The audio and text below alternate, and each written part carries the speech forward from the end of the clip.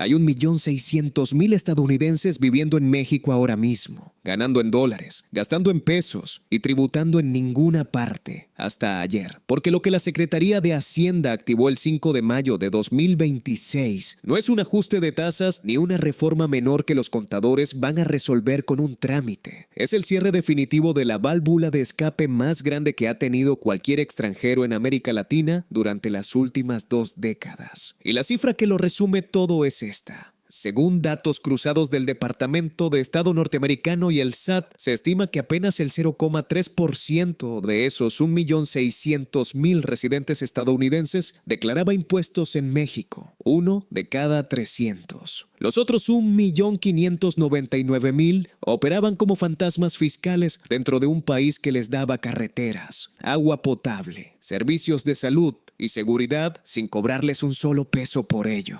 Pasé semanas revisando la arquitectura legal detrás de esta operación, los documentos de la Reforma Fiscal 2026, los reportes del SAT y los testimonios que están circulando en los foros de expatriados para traerte este análisis completo. Lo que vas a escuchar en los próximos minutos no lo vas a encontrar explicado con esta claridad en ningún otro lado.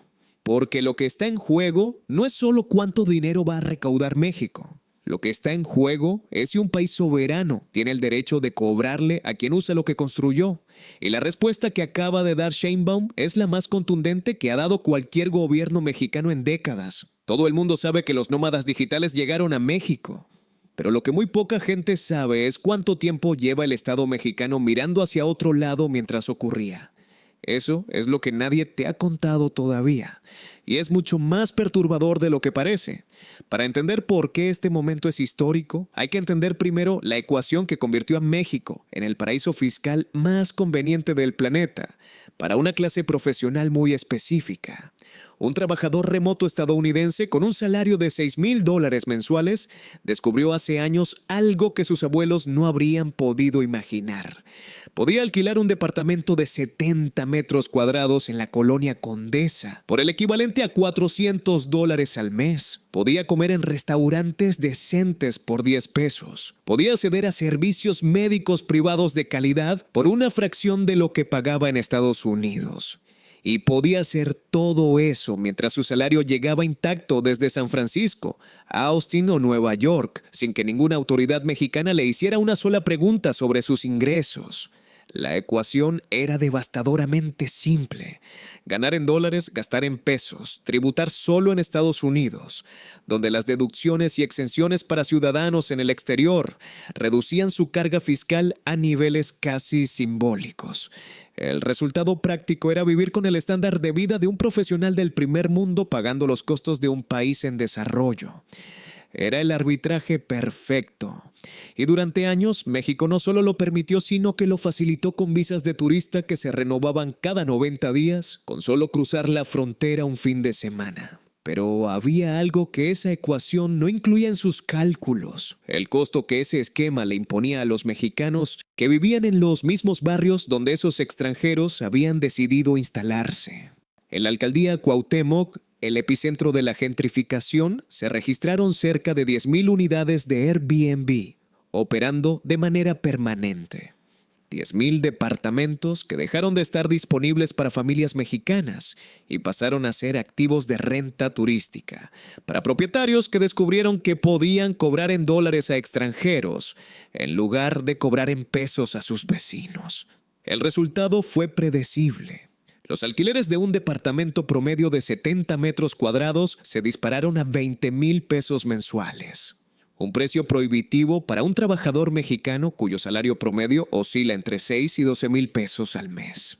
Barrios enteros se transformaron. Las tortillerías de toda la vida fueron reemplazadas por cafeterías con menús en inglés y precios en dólares. El español dejó de ser el idioma predominante en algunas cuadras, y las familias que llevaban generaciones en esos barrios fueron empujadas hacia las periferias sin que nadie les preguntara si querían irse. Eso no es xenofobia, es desplazamiento económico sistémico. Y cuando el desplazamiento se vuelve sistémico, el Estado tiene la obligación de intervenir.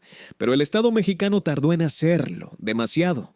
La pregunta que hay que hacerse es ¿por qué tardó tanto? Y la respuesta tiene varias capas. La primera es técnica. La legislación fiscal mexicana ya contemplaba desde hace décadas los mecanismos para cobrarle a los extranjeros residentes. El artículo 9 de la Ley del Impuesto sobre la Renta establece con total claridad que cualquier persona que permanezca en territorio mexicano por más de 183 días durante un año calendario se convierte automáticamente en residente fiscal. Y un residente fiscal no tributa solo por los ingresos generados en México, tributa por sus ingresos globales. Todo lo que gana en cualquier parte del mundo queda sujeto al fisco mexicano. Esa ley no es nueva, lleva décadas en los libros, pero nunca se ejecutó con la consistencia necesaria para que los extranjeros la sintieran como una realidad y no como una posibilidad teórica. El SAT tenía los instrumentos legales para actuar. Lo que no tenía hasta ahora era la voluntad política de usarlos. La segunda capa de la respuesta es política. Durante años, los gobiernos mexicanos toleraron el esquema porque la llegada de nómadas digitales generaba una derrama económica visible e inmediata. Según estimaciones, los trabajadores remotos extranjeros dejaron en Ciudad de México alrededor de 9,300 millones de pesos solo en 2021. Eso representaba el 15% de todo lo que obtuvo la capital por turismo ese año. Era dinero real entrando a la economía local. El problema es que ese dinero entraba por una puerta y salía por otra sin pasar nunca por la caja del fisco. México capturaba el gasto de consumo, pero no capturaba el ingreso. Era como tener inquilinos que pagan la electricidad, pero no la renta. Eso cambió en julio de 2025, cuando estallaron las protestas en las colonias Roma y Condesa. Vecinos hartos de ver cómo sus barrios se volvían inaccesibles, salieron a las calles con carteles que lo decían sin rodeos. Sheinbaum respondió con una frase que resume la doctrina que ahora se está ejecutando. México es un país abierto al mundo, pero no toleramos el parasitismo fiscal. Apertura con reciprocidad, hospitalidad con contribución. Esas palabras no fueron retórica, fueron el anuncio de lo que venía. Lo que vino es una operación de 3 movimientos que la Secretaría de Hacienda ha ejecutado con una precisión que merece ser entendida en detalle. El primer movimiento fue la duplicación de las tarifas de visa de residencia temporal y permanente a partir de 2026. No es una medida cosmética, es una señal económica clara de que residir en México tiene un precio que ahora refleja la presión real que cada residente ejerce sobre los recursos nacionales. El segundo movimiento fue el endurecimiento de los requisitos de solvencia económica. Los consulados mexicanos ahora exigen comprobantes de ingresos mensuales de al menos $4,400 para otorgar visas de residencia por trabajo remoto. No es una barrera discriminatoria. Es un filtro que garantiza que quien viene a vivir de las ventajas de México tenga la capacidad de contribuir a sostenerlas. Pero el tercer movimiento es el que cambia todo. Es la activación plena y sistemática del artículo 9 de la ley del ISR, combinada con algo que no existía hace 5 años, la infraestructura digital para hacerlo cumplir. Porque la ley siempre estuvo ahí. Lo que no estaba era la capacidad de rastrear a quien debía cumplirla. Eso cambió. El SAT y el Instituto Nacional de Migración ahora tienen una interoperabilidad que en 2026 se describe como total. Si tu visa es de residente temporal, el sistema detecta tu estancia prolongada de manera automática. Cada vez que usas una tarjeta bancaria en México, cada transferencia que recibes, cada pago que procesas, deja un rastro digital que el SAT puede cruzar con tus registros migratorios. La economía digital, que durante años fue el refugio favorito de la evasión fiscal, se convirtió en el instrumento más eficiente de fiscalización que ha tenido México en su historia. Y luego está Airbnb. La reforma fiscal de 2026 coordinó con plataformas de hospedaje digital la implementación de retenciones automáticas del IVA al 16% y del ISR de hasta el 35% sobre las ganancias de los anfitriones extranjeros sin domicilio fiscal en México. Cada reserva, cada transacción, cada pago procesa ahora automáticamente por el filtro del fisco mexicano antes de llegar a la cuenta del propietario. Los días en que un extranjero podía monetizar un departamento en la Condesa sin reportar un solo peso al SAT terminaron. Y terminaron sin necesidad de perseguir a nadie individualmente.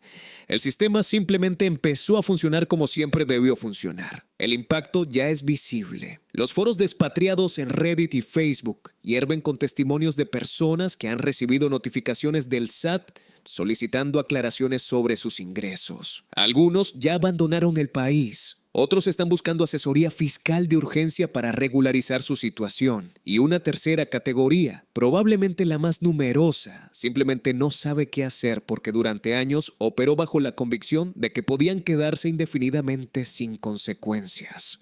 Ahora descubren que el Estado mexicano tiene memoria digital, sistemas de cruce de información y la voluntad política de ejecutar sus leyes sin excepciones y sin zonas grises. Hay una ironía en todo esto que vale la pena señalar. Estados Unidos, a través de la ley FATCA, persigue a sus propios ciudadanos hasta el último rincón del planeta para cobrarles impuestos sobre sus ingresos globales. Un estadounidense que vive en Tokio o en París está obligado a declarar cada dólar que gana sin importar dónde lo gane.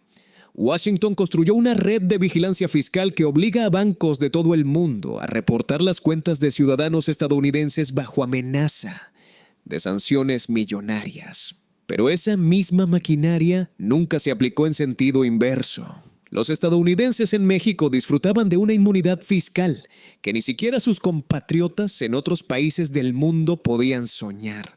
El gobierno que más ha predicado el nacionalismo económico en el hemisferio difícilmente puede quejarse de que México decida proteger sus propios intereses fiscales con las mismas herramientas que Washington lleva décadas usando. Hacerlo sería la hipocresía más flagrante del continente. Y aquí está la dimensión que convierte esto en algo mucho más grande que una reforma fiscal mexicana. Colombia, Costa Rica, Argentina y Uruguay enfrentan fenómenos similares de gentrificación impulsada por trabajadores remotos del norte global. Todos ellos están observando lo que México acaba de hacer.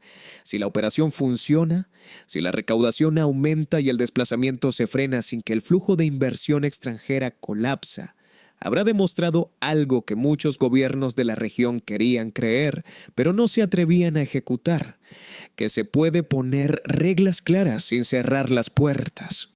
Que la hospitalidad y la reciprocidad no son conceptos incompatibles y que un país soberano puede decidir que sus leyes se aplican a todos por igual, sin privilegios, sin excepciones, sin zonas grises.